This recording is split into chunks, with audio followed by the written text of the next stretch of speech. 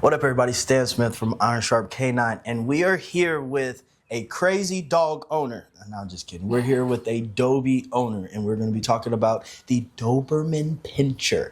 Oh, yeah. Introduce yourself to everybody. Hello, I'm Tiera Adams. So, do I need to say my last name? I mean, you don't have to. Okay, well, I just gave you my governmental. So, yeah, Tierra, I'm the Dobie mom. So, I love him. So cute and cuddly. I don't think I've ever heard somebody say that a Doberman is cute and cuddly. He cuddles. But is that why you got him? Because you wanted a cuddly dog? No, that is not why Okay, I so got why him. did you get the Dobie? So I heard that they were very, very smart dogs. Mm-hmm. And I had a miniature one when I was a kid.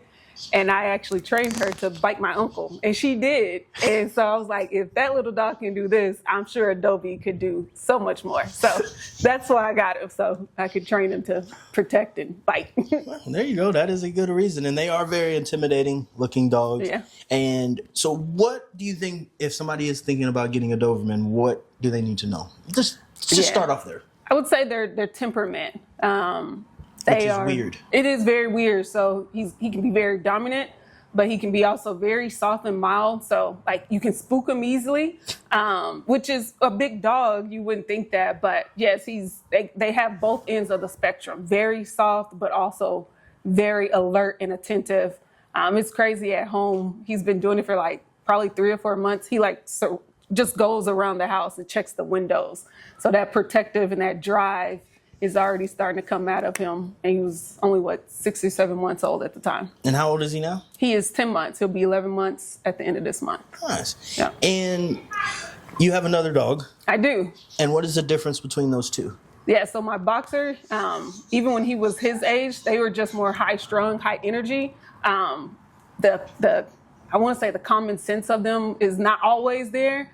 The Dobie? The boxer. Gotcha. Yeah, they're just really fun, family-friendly dogs.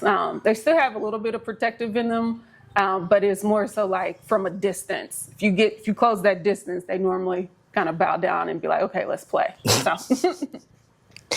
And how is it training obedience, and then how is it training the protection work with him? Got it. So I would say it starts with me. Right, so understanding what I'm saying and not doing too much, confusing him, which then gets me frustrated. So it's first doing the research on, hey, what are the proper commands? What are you asking for your dog? And listening to the experts, really. So that was the first step for me. Would you say it's easy to train the obedience, or was it hard? It was easy. I think he wanted to do it. So I did have some corrective measures to kind of help that along, but he wanted to sit and do what I asked him to do. Mm-hmm. And he was wanting treats too. So. Yeah, I mean, he's a smart dog. He said, I'm getting stuff for listening to mama. Why would I not? Yeah, payday, as you say. Yep, payday. And the protection side of things, has it made him easier to live with, or is it harder to live with? Because a lot of people, they'll come out and be like, oh, I don't want my dog to do protection training because it's going to make him be vicious and dangerous. And he's still a happy-go-lucky dog. So, no, it hasn't changed much. He's just a dog who knows what to do now. Correct, yeah. In those moments. And you've been training for, it's only in the protection stuff for about a month or so? 2 months? Maybe 2 months, yeah. Yeah. So maybe consistent the past month or so. Yeah. Yeah. My kid's over there playing with the cat. He's trying to stalk him. The cat dog. So would you say a Dobie is a first-time dog owner's dog? No. And why? The obedience part. So with my boxer, I kind of already knew the obedience and telling him the commands. But if you've never had a dog like a Doberman they have too many quirks and they can be annoying. So I do not recommend a Doberman for your first-time dog. Or at least not by yourself. Have some help. And the grooming side, is it easy keeping them? Yeah, so he's pretty easy. They do shed, but I do like short-haired dogs for that reason. It's really hard to see it. But yeah, he sheds.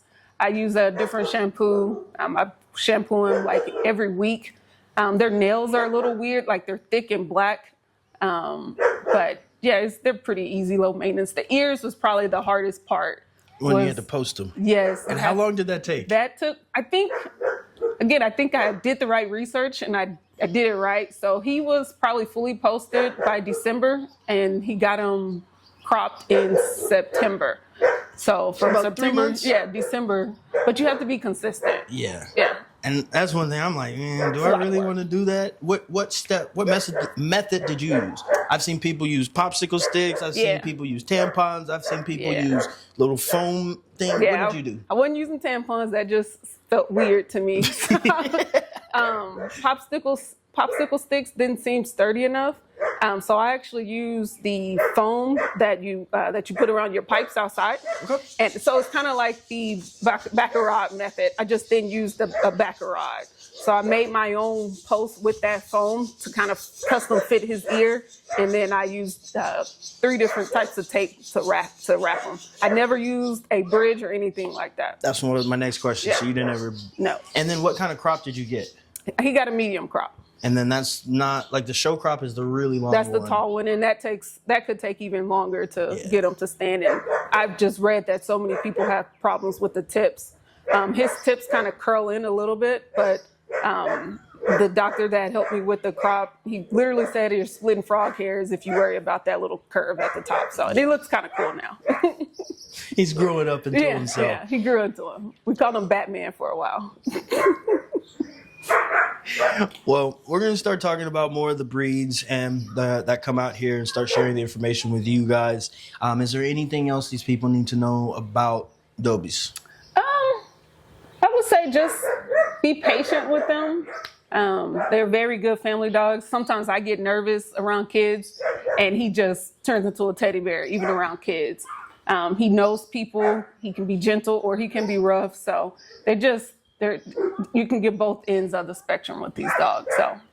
So if you are getting a Dobie, you want to socialize the dog. You want to put some training on them early. You don't want to let them rule the house because they will be a nuisance at that point. Correct, yes. And then you want to make sure you are clear about it because they are a smart dog. Mm-hmm. And if you're too hard on them too early, they'll flip you a bird. And that's the worst thing in the world. Yeah. So you want to make sure you are working with your Dobie, not making that dog work for you. And they are vocal. So they don't really bark to be vocal. They cry. And it's all the time. So we cry when we want to play. We cry when we're hungry. We cry they are very vocal. So if you like a quiet household, do not get a Dobie. No. But make sure you guys leave in the comment section what other breeds that you want us to talk about. And I'm pretty sure that there's going to be somebody who has one of those dogs that come out here and we'll get their first hand experience. Anything else? No, I love my Dobie. Hey, there you go. Stay tuned, stay safe, stay sharp. Make sure you subscribe. Just take care of your dog.